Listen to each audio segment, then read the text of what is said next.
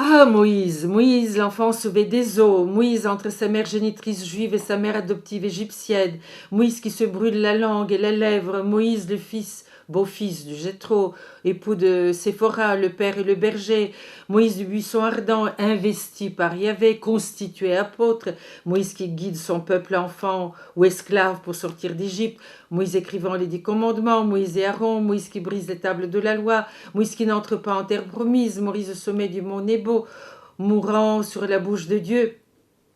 C'est au buisson ardent que je voudrais l'accompagner, pour l'interpréter au présent. Mon Moïse est un homme ébloui, ébloui par le buisson, car il s'agit d'une lumière qui ne consumait pas, qui ne fait qu'étinceler, comme pour indiquer qu'il ne s'agira pas du monde visible, ni d'une présence, mais d'une autre expérience donnée à la compréhension par une autre sorte d'entendement, d'écoute. Moïse ébloui donc entend une voix qui l'investit. La voix est hors de lui, en lui. Investi peut s'entendre comme enceint. Le terme figure dans certaines lectures du texte.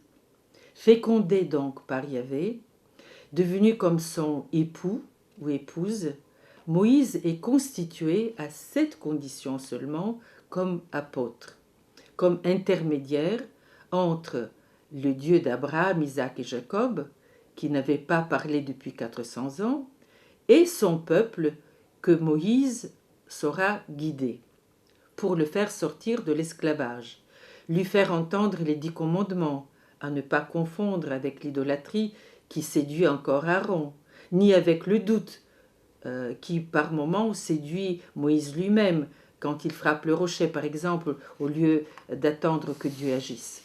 Ce positionnement que je dirais féminin, maternel de Moïse, habité, investi et enceint, qui guide le pas vers l'autonomie, me paraît être décisif dans la conception biblique de l'autorité.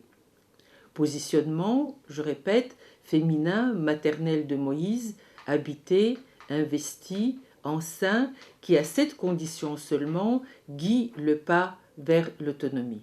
Ça me paraît décisif pour la conception biblique de l'autorité. On insiste à juste titre sur le Moïse législateur, qui écrit lui-même les 10 commandements à l'écoute de Yahvé, évidemment, mais c'est Moïse qui écrit. J'entends pour ma part la bisexualité psychique de ce législateur, de cette autorité fécondée par l'altérité du temps des ancêtres, des générations et de l'histoire. La deuxième étape de cette scène du buisson ardent n'est pas moins d'une modernité exigeante à mes yeux. Cette deuxième étape, c'est ce que dit la voix s'adressant à lui. Moïse, Moïse, et à laquelle il répond « Me voici ». Ce Moïse, Moïse n'a pas d'autre nom que Eyé, Asher, Eyé. Je suis celui qui est, on le traduit différemment, a été ou sera. Une identité sans définition fixe. Mais l'affirmation d'une altérité certaine, absolue et unique, qui ne se délivre que l'entre-deux entre l'homme Moïse et ne se révélera que si Moïse maintient cet investissement dans le processus des actes à suivre, par l'écriture des 10 commandements, par la traversée de la mer Rouge, par l'évitement des idoles et des doutes, etc.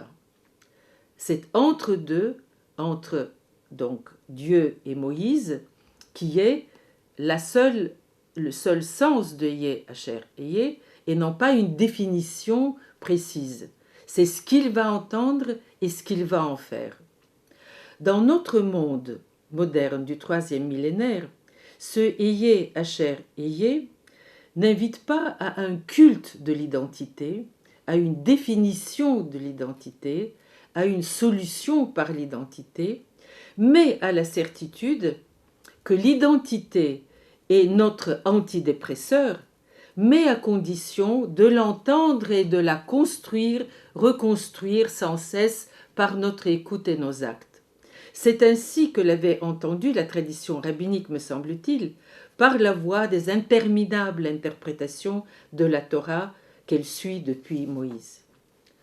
Alors, lorsque, avec combien de difficultés et d'échecs, certains en Europe aujourd'hui essayent de donner au monde une vision de l'identité, non pas comme un culte, mais comme une invitation à chercher la sortie, à entrevoir l'éclaircie, à ouvrir la question, à mener une construction de construction-reconstruction.